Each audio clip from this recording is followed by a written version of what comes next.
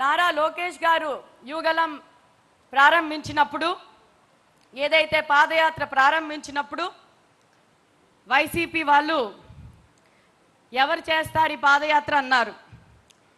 ఒక్కడుగు కూడా ఎలా వేస్తారో చూస్తామన్నారు.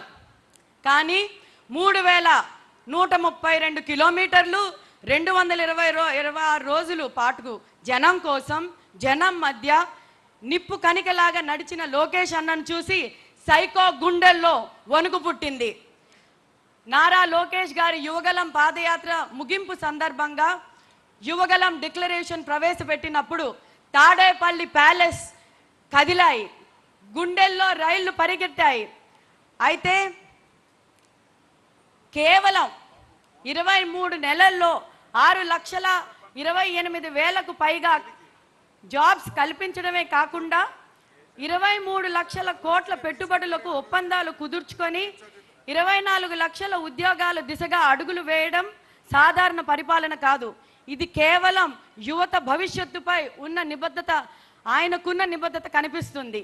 మెగా డిఎస్సి ద్వారా 15,000కు పైగా టీచర్ పోస్టులు భర్తీ చేయటం, పోలీసు శాఖలో వేలాది నియామకాలు, జాబ్ ఫెయిర్స్, స్కిల్ డెవలప్మెంట్, ఎంఎస్ఎంఈల ద్వారా లక్షలాది యువతకు ఉపాధి, ఇవి కేవలం గణాంకాలు కాదు, వేలాది కుటుంబాలు వెలిగిన ఆశలు. ఈరోజు మహానాడు వేదిక కేవలం ఒక కార్యక్రమం కాదు, ఇది రాబోయే ప్రజా ప్రస్థానానికి దిక్సూచి. ఇక్కడ నిలబడి మాట్లాడడం అంటే ఒంట్లో రక్తం ఉడుకుతుంది. ఎందుకంటే ఈ వేదిక మన నమ్మకానికి ప్రతీక. తెలుగుదేశం పార్టీ అంటే ఒక చరిత్ర, ఆ చరిత్రను తిరగరాయడానికి సిద్ధమైన యువ సైన్యం మనది. నాడు నందమూరి తారక రామారావు గారు ఏ ఆశయంతో అయితే ఈ పార్టీ స్థాపించారో నేడు చంద్రబాబు నాయుడు గారు ఆ విజన్తో ఈ పార్టీని నడిపిస్తున్నారు. దానికి ఒకటే మూల స్తంభం, అది మన రాష్ట్ర యువత. యువత లేని సమాజం లేదు, యువత లేని రాజకీయం లేదు. ఈ మహానాడు వేదిక సాక్షిగా నేను గర్వంగా చెప్తున్నాను, యువతకు అండగా నిలబడే ఏకైక జెండా మన పసుపు జెండా.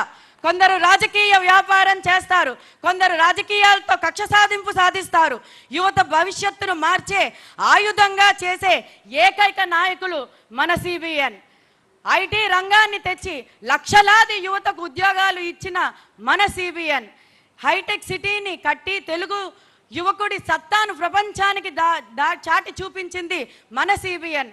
నాడు చంద్రబాబు గారు వేసిన ఐటీ బీజం ఈరోజు ప్రపంచంలో ఎక్కడ చూసినా తెలుగు సాఫ్ట్వేర్ ఇంజనీర్లు సింహాల్లా గర్జిస్తున్నారంటే అది కేవలం మన సిబిఎన్ గారి విజన్. రాజకీయాల్లో యువతకు 40% ప్రాధాన్యత ఇస్తామని ప్రకటించి ధైర్యంగా ఇచ్చిన కేవలం అది మన తెలుగుదేశం పార్టీ మాత్రమే. యువతకు కేవలం ఓటు వేసే హక్కు మాత్రమే కాదు, శాసించే హక్కు, నాయకత్వం వహించే హక్కు కూడా ఉండాలని నమ్మింది మన పార్టీ. ఇక మన లోకేష్ అన్న గారు యువగలం పాదయాత్రలో రాష్ట్రంలో ఏ యువకుడిని కదిలించినా ఒకటే మాట వినిపించేది, నా నమ్మకం నాకు దొరికింది, అదే లోకేష్ అన్న. ఆ పేరే లోకేష్ అన్న.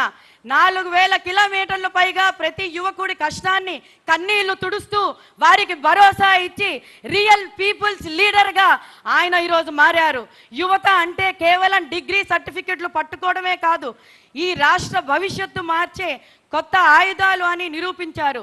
యువతకు రాజకీయాల్లో పెద్ద పీట వేస్తూ కొత్త రక్తాన్ని, కొత్త ఆలోచనల్ని ఆహ్వానించడంలో లోకేష్ గారు చూపిస్తున్న చొరవ అమోఘం.